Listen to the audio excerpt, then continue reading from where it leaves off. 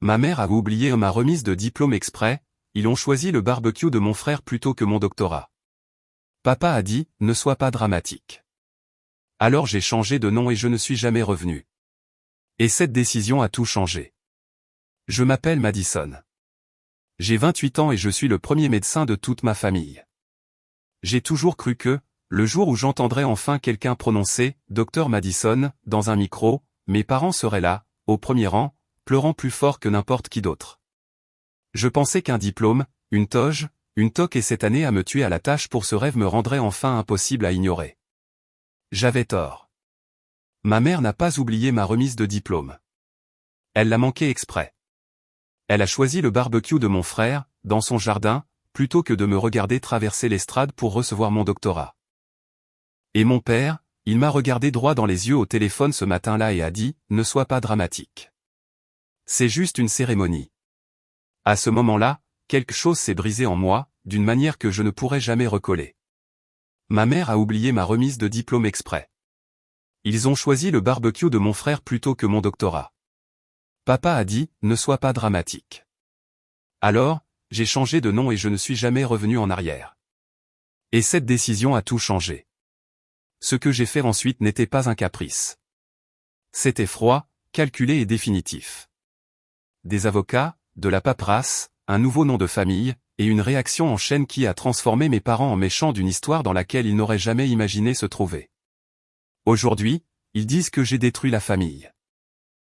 Mais quand ils riaient autour de leur burger pendant que je traversais cette scène seule, ils ne se souciaient pas du fait qu'ils étaient en train de me détruire, moi.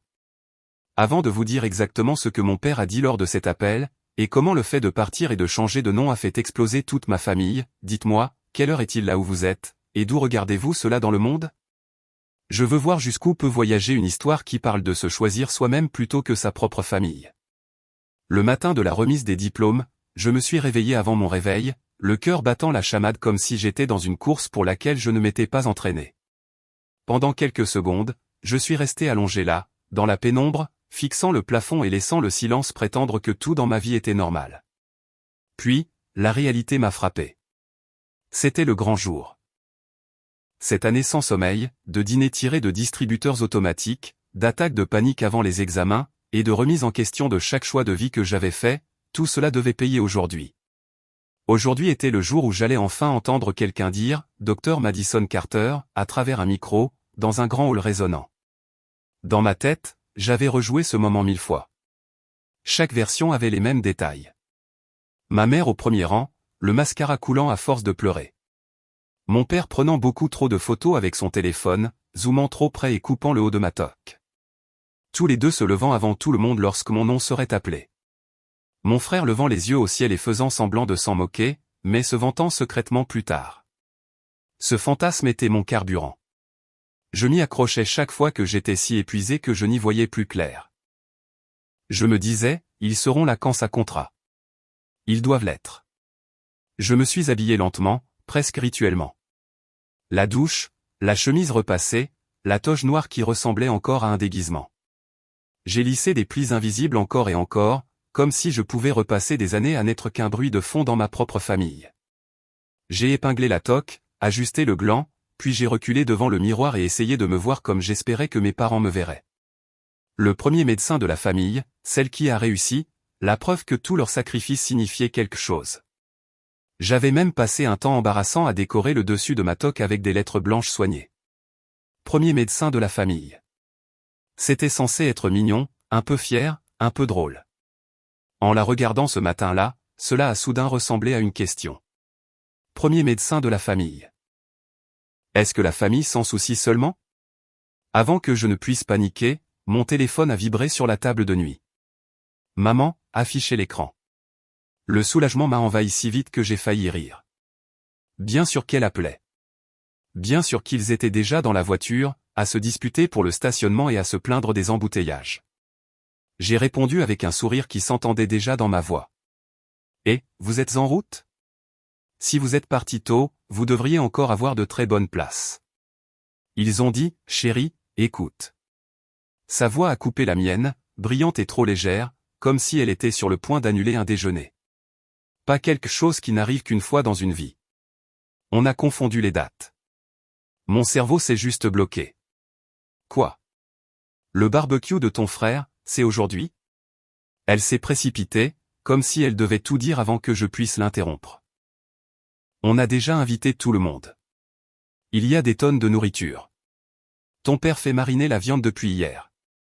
C'est un grand moment pour lui, et pour les affaires de ton frère avec des clients qui viennent et tout ça. On ne peut pas juste annuler. Ce serait impoli. J'ai cligné des yeux face au mur pendant une seconde, pas sûr d'avoir vraiment entendu ce que je pensais avoir entendu. Vous ne venez pas, dis-je lentement, à ma remise de diplôme de docteur? Il y eut une pause. Puis elle a laissé échapper ce soupir que je connaissais trop bien. Celui qui disait, tu rends les choses plus difficiles qu'elles ne devraient l'être. On se rattrapera, dit-elle. On fera un bon dîner la semaine prochaine. On s'habillera bien.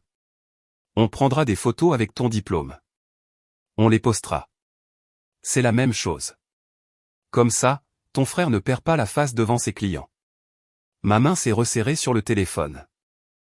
Ce n'est pas la même chose, ai-je dit. Ce n'est pas un événement anodin. J'ai travaillé 7 ans pour ça. 7 ans d'examen, de clinique, de stage et à peine vous voir. C'est le seul jour où vous êtes censé être là pour moi. J'ai entendu des bruits étouffés, puis la voix de mon père en arrière-plan. Passe-moi le téléphone. Une seconde plus tard, il était en ligne. Madison, dit-il avec ce ton calme et fatigué qu'il utilisait quand il pensait que je réagissais trop. Ne commence pas. On est fiers de toi, d'accord? On l'est vraiment, mais c'est juste une cérémonie. Ils disent ton nom, tout le monde applaudit, tu marches, c'est fini. Tu as déjà accompli la partie difficile. Tu sais qu'on te soutient. Si vous me souteniez, dis-je doucement, vous seriez sur ces sièges. Il a émis un son frustré. Tu sais combien de travail a été investi dans ce barbecue. Ton frère a construit tout son réseau autour d'événements comme celui-ci. Les gens nous attendent. On ne peut pas simplement les laisser tomber pour s'asseoir dans une foule et écouter une liste de noms qu'on ne connaît pas. On fêtera ça correctement la semaine prochaine. Ne sois pas dramatique. Et voilà. La phrase que j'avais entendue sous une forme ou une autre toute ma vie. Ne sois pas dramatique. Prononcée quand ils quittaient ma pièce de théâtre scolaire à l'entracte. Prononcée quand ils oubliaient de venir à la réunion parents-prof. Prononcée quand il manquait ma cérémonie de bourse parce que mon frère avait besoin de la voiture. C'était le pansement familial, celui qu'il collait sur chaque blessure qu'il ne voulait pas regarder en face. Quelque chose en moi est devenu très, très calme. Ma toge et ma toque étaient accrochées à la porte du placard derrière moi, attendant. Mon fantasme de les voir au premier rang s'est dissous si proprement que j'ai eu l'impression qu'il n'avait jamais été réel. D'accord, m'entendis-je dire. Ma voix semblait plate, étrangère. J'ai compris. Amusez-vous bien au barbecue. Ma mère a repris la ligne. Ne le dis pas comme ça. On va fêter ça. Tu verras. Envoie-nous plein de photos, d'accord? On veut te voir sur scène. J'ai raccroché avant de dire quelque chose que je ne pourrais pas retirer. Pendant une minute, je suis resté là, dans ma chambre silencieuse, le téléphone toujours pressé contre mon oreille, écoutant la tonalité. J'ai pensé à ne pas y aller, à enlever la toge, à retourner au lit et à laisser la journée glisser sur moi comme si c'était juste un autre mardi. Mais alors, une pensée pire m'a frappé. Si je n'y allais pas, il dirait probablement à tout le monde que j'avais abandonné à la dernière minute, que j'étais trop émotive, trop fragile. Alors j'y suis allé. Je suis monté dans ma voiture. J'ai conduit jusqu'à l'université. Je me suis garé entre des monospaces décorés avec « Félicitations aux diplômés » écrit au savon sur les vitres. Des familles sans des versets, portant des fleurs, des ballons, des panneaux écrits à la main. J'ai marché seul. À l'intérieur du hall, le bruit était comme un mur. Des acclamations, des rires, des bébés qui pleurent, le rythme de l'orchestre jouant quelque chose d'énergique et de plein d'espoir. Des rangées et des rangées de familles remplissaient les sièges. Les gens faisaient signe à leurs enfants en bas sur le parterre. J'ai trouvé mon siège assigné dans la section des diplômés et je me suis assise. La chaise de chaque côté de moi était marquée de petits panneaux, réservés, là où mes parents étaient censés être. Je les ai laissés là. Je n'ai pas pu me résoudre à les décoller. Quand le doyen nous a dit de nous lever et de nous tourner pour saluer nos familles, une mer de bras s'est levée. Les téléphones ont clignoté. Les gens criaient des noms. Je me suis tourné avec tous les autres, j'ai fixé l'endroit où mes parents auraient dû être, et j'ai vu des étrangers. Un père avec une casquette de baseball, une petite fille avec des couettes tenant une peluche. Un couple plus âgé se disputant à propos de l'appareil photo. Personne qui m'appartenait. J'ai levé la main à mi-chemin, puis je l'ai laissé retomber. Personne n'a remarqué. La cérémonie a continué. Non, applaudissements, non, applaudissements. Chaque fois que quelqu'un traversait la scène et que sa section du public explosait de joie, je ressentais une petite piqûre, comme un élastique claquant contre le même point meurtri de mon cœur, encore et encore. Ce n'était pas de la jalousie. C'était une confirmation. Voilà à quoi ressemble la normalité. Voilà ce que je n'ai pas. À un moment donné, mon téléphone a vibré dans ma poche. Pendant une accalmie, j'ai jeté un coup d'œil furtif. Une photo de mon frère. Un barbecue parfaitement arrangé. De la fumée s'élevant du grill. Des gens qui riaient. Mes parents étaient en arrière-plan. Mon père avec une pince à la main. Ma mère tenant un bol de salade.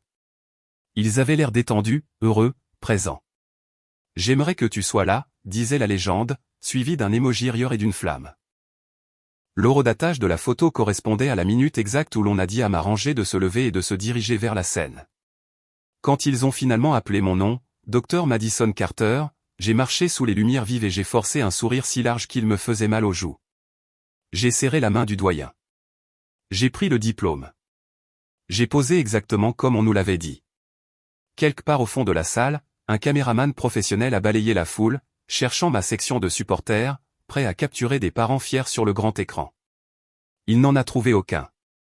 Après la cérémonie, les diplômés se sont déversés dans la cour, avalés par leurs familles.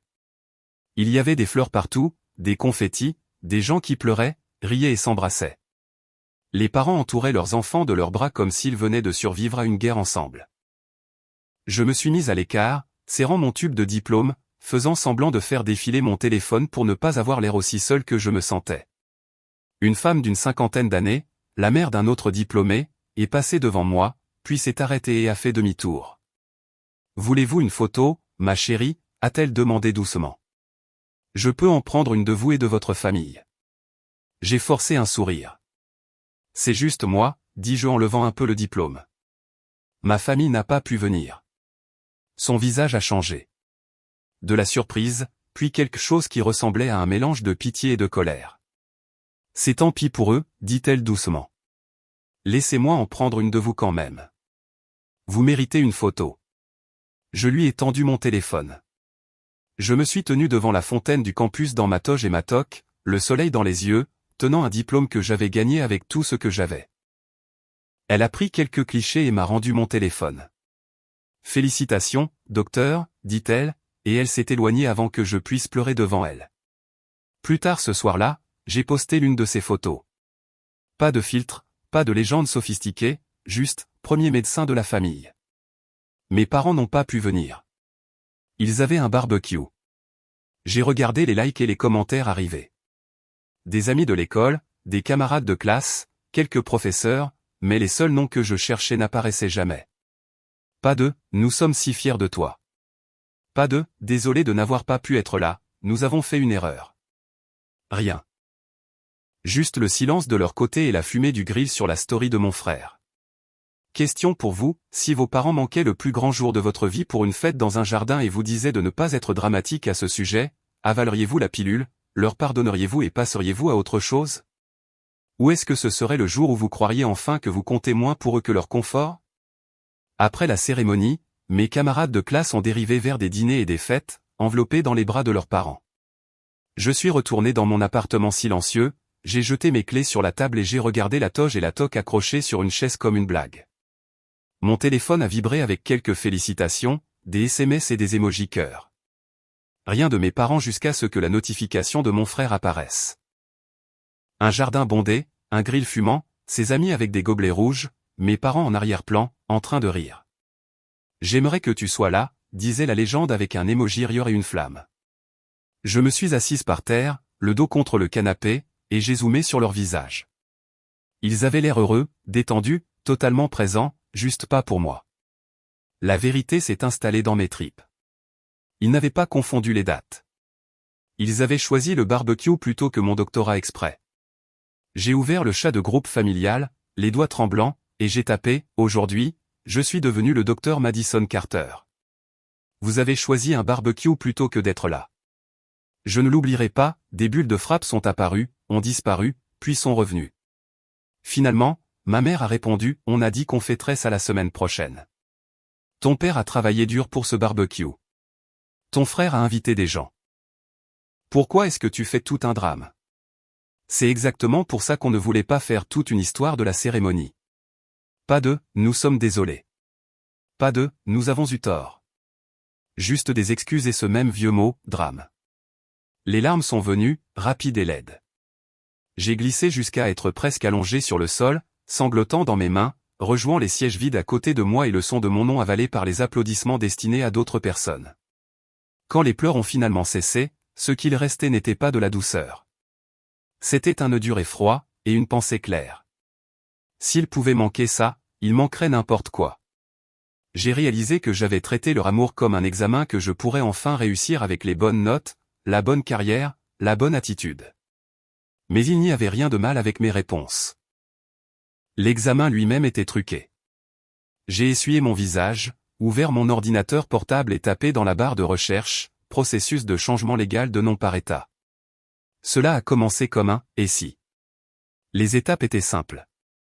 Déposer une pétition, payer des frais, se présenter au tribunal, publier un petit avis. Les gens le faisaient tout le temps pour s'assortir à un conjoint, ou marquer un nouveau chapitre. Je voulais le faire pour enterrer la version de moi qui attendait encore que mes parents se montrent.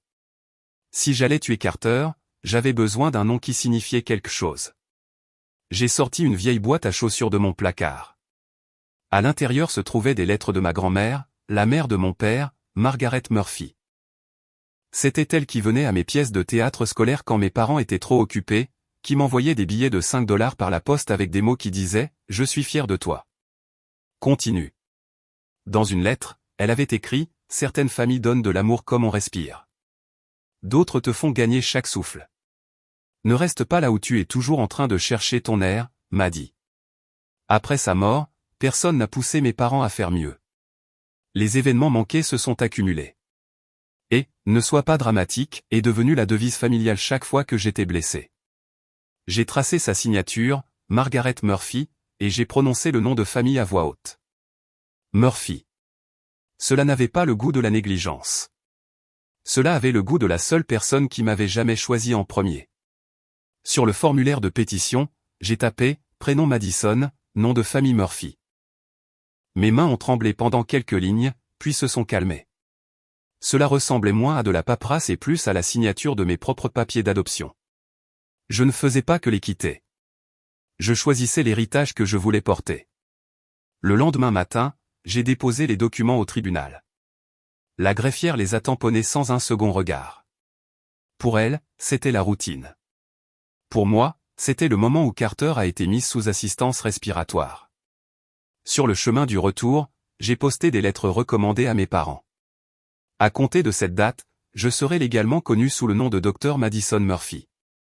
Veuillez mettre à jour vos dossiers en conséquence. Pas d'explication, pas d'excuses. Ce soir-là, mon frère a appelé. « Qu'est-ce que tu fous ?» a-t-il aboyé. « Maman est en train de paniquer. Papa dit que tu essaies de nous humilier. Tu changes ton nom pour un barbecue ?» J'ai regardé la photo de sa fête toujours ouverte sur mon écran. « Je ne fais pas ça pour un seul barbecue », ai-je dit. « Je le fais pour toute une vie. » Le barbecue n'était que la preuve. Il a ricané. « Tu es folle, Madison. » J'ai répondu sans hésitation. « C'est Murphy, et je ne suis pas folle.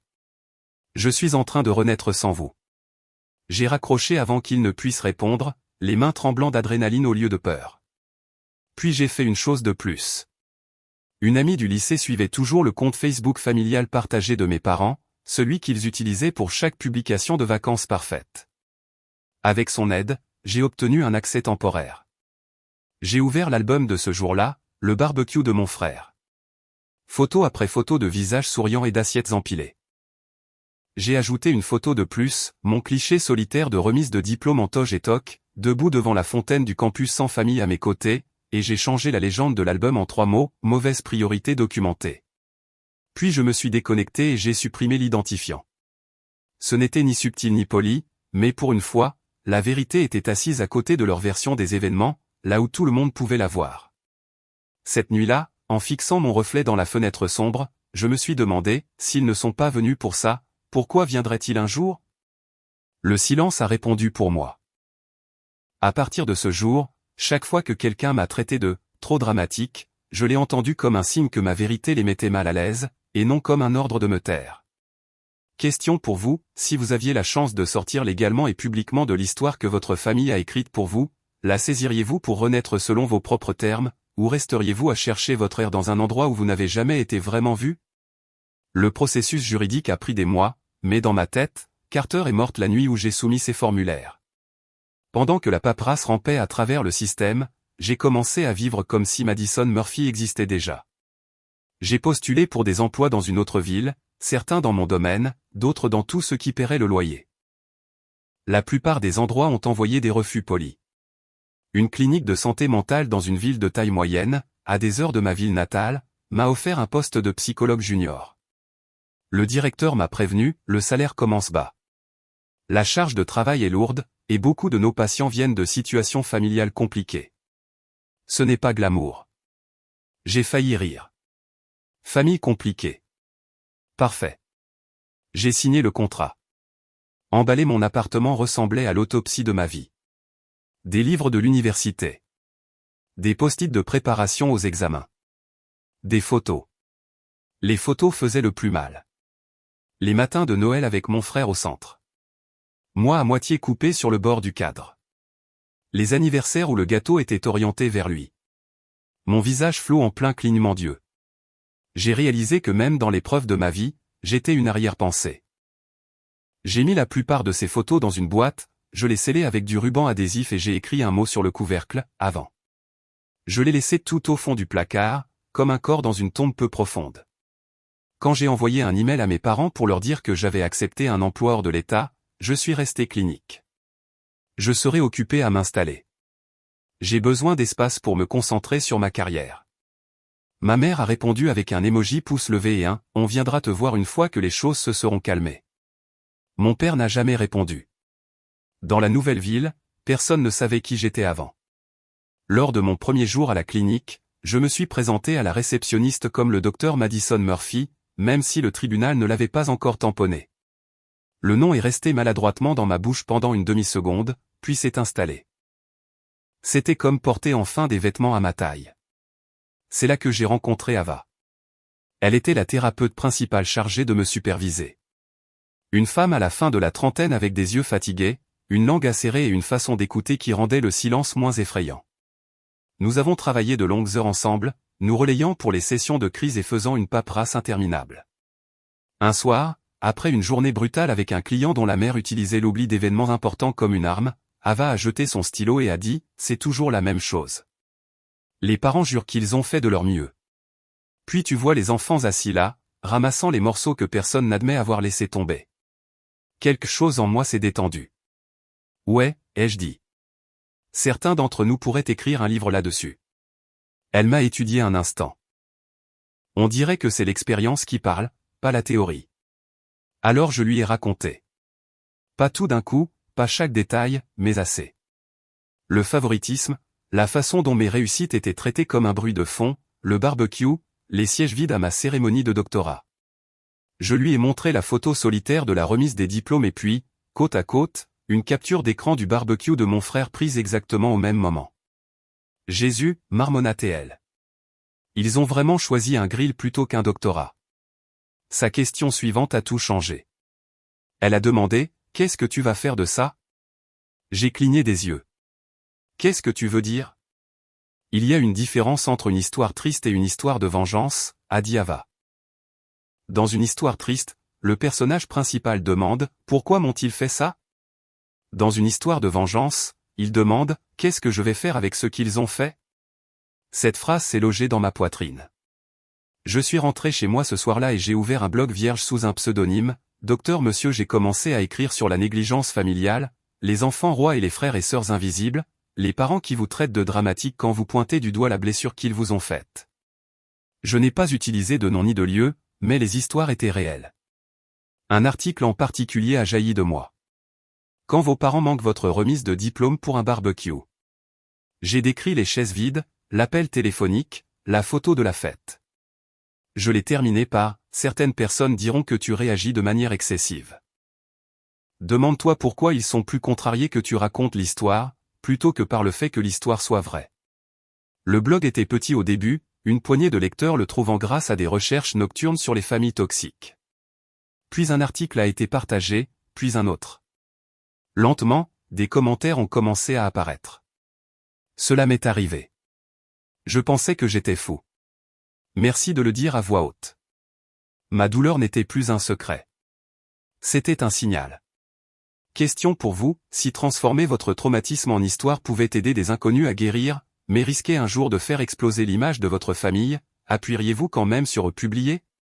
Pendant près de 3 ans, je n'ai pratiquement rien entendu de mes parents, au-delà de mes groupes rigides pour les fêtes et de même transférés occasionnellement. Je ne suis pas rentré à la maison. Je n'ai pas envoyé de cadeaux.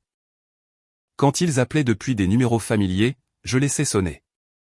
Ma nouvelle vie en tant que docteur Madison Murphy s'est remplie de travail, de clients, de séances de thérapie et d'amitié choisie et calme. Le blog a continué de grandir. Un article sur « L'enfant fantôme » et « L'enfant roi » a été repris par un magazine en ligne de taille moyenne qui couvrait la santé mentale et la dynamique familiale. Ils ont demandé s'ils pouvaient le republier. J'ai accepté tant qu'ils n'utilisaient pas mon nom complet. Juste Dr M, nom de psychologue pour la sécurité. J'ai oublié ça après avoir appuyé sur envoyer. Une semaine plus tard, mon téléphone a commencé à vibrer pendant ma pause déjeuner à la clinique. Numéro inconnu. Je l'ai ignoré. Il a sonné encore et encore. Finalement, un SMS. Madison, s'il te plaît. C'est maman. C'est important. J'ai fixé l'écran, ressentant ce mélange familier d'effroi et d'espoir stupide. J'ai laissé aller sur la messagerie vocale. Ce soir-là, assise sur mon canapé dans le noir, j'ai appuyé sur lecture. Sa voix semblait fausse, tendue, paniquée. Madison, si c'est toujours ton numéro, je pense que cet article parlait de nous. Les gens parlent. Ton père est furieux. Ton frère perd des clients, des sponsors. Ils ne veulent pas travailler avec quelqu'un d'une famille qui ferait ça à sa fille. Est-ce que c'est ce que tu voulais? Nous punir? Elle faisait en sorte que ce soit moi qui les attaque, et non la réalité qui les rattrape enfin. Le deuxième message vocal était plus tranchant. Ce sont nos affaires privées. Je ne peux pas croire que tu nous dépeignes comme des abuseurs sur Internet. C'était un malentendu. Et maintenant tu nous fais passer pour des monstres. Un malentendu. C'est ainsi qu'elle appelait une vie entière à être le second choix et une décision impardonnable. J'ai fait écouter les messages à Ava le lendemain. Elle a écouté les bras croisés, la mâchoire serrée. Et voilà, dit-elle. Ils n'ont pas appelé parce qu'ils ont réalisé qu'ils t'avaient blessé. Ils ont appelé parce qu'ils ressentent enfin une fraction de ta douleur et qu'ils n'aiment pas ça. Après le travail, j'ai vérifié mes emails. Il y avait un message d'un journaliste spécialisé dans l'éloignement familial et la justice. Ils avaient lu mon article et voulaient faire une interview anonyme plus longue. Votre histoire aidera beaucoup de gens à qui l'on dit qu'ils réagissent de manière excessive à la négligence, ont-ils écrit. Nous pensons qu'il est important que des voix comme la vôtre soient entendues.